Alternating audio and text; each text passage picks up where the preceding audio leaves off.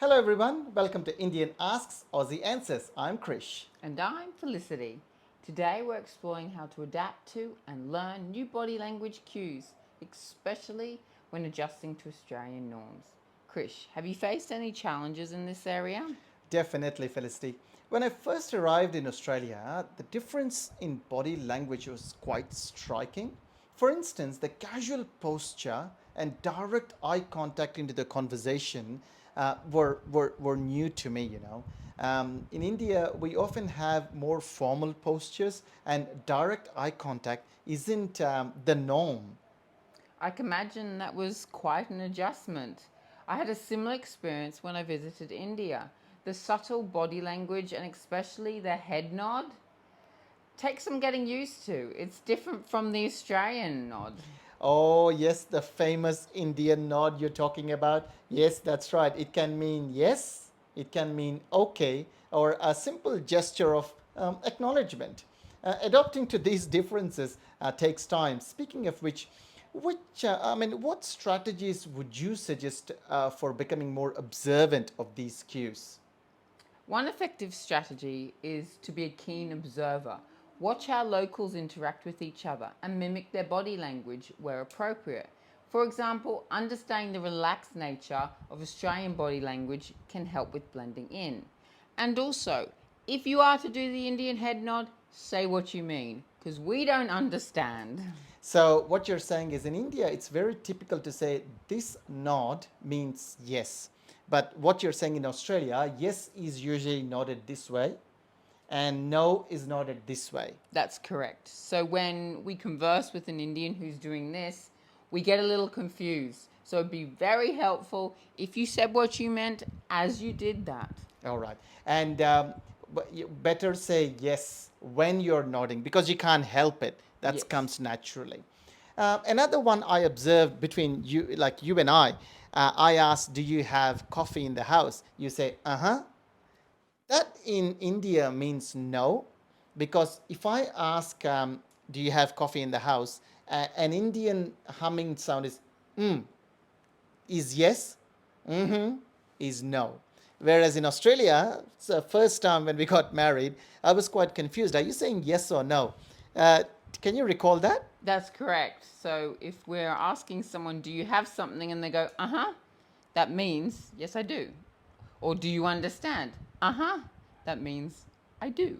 So that's very important for our viewers because when you're talking to an Australian person and you ask, "Do you understand?" and the Australian response, "Uh huh," that means they understand. You don't have to repeat again.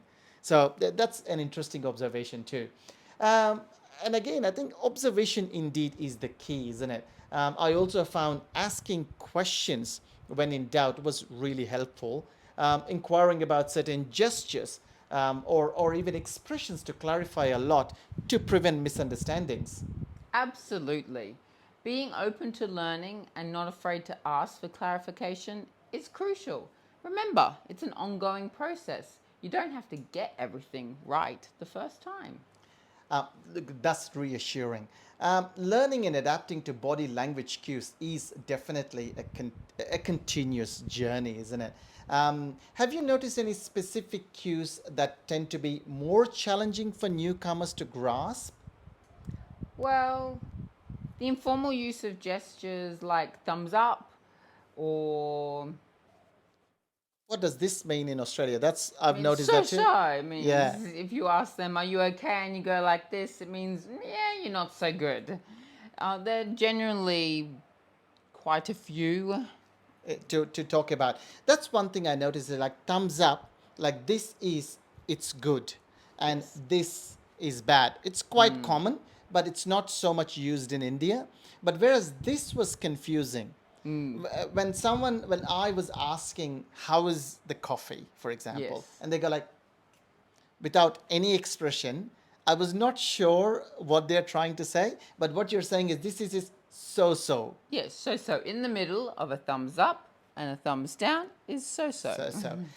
Let's talk about this handshake as well once again. So in India, if it's especially with a lady and a gentleman, we we kind of just touch and go. We don't give a full shake hand.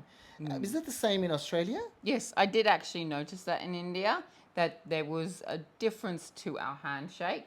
But no, we don't do it Do like that? that over here. It's just a straight in, A full handshake. give the handshake with confidence. With confidence. So, because what you're saying is shaking that hand shows the confidence. That's right. Yeah, that's good.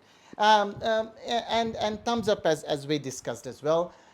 Indeed, in India, a thumbs up is generally a positive too. So there is no confusion there. But I think the context matters. But being sensitive to these nuances is part of the learning curve, isn't it? And don't forget, cultural adaptation goes both ways.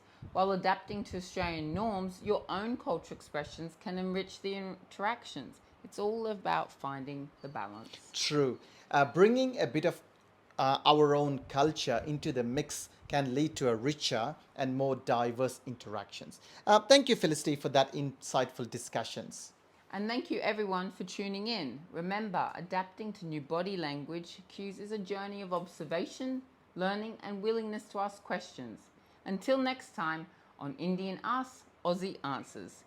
Keep learning and adapting. Bye for now. Bye.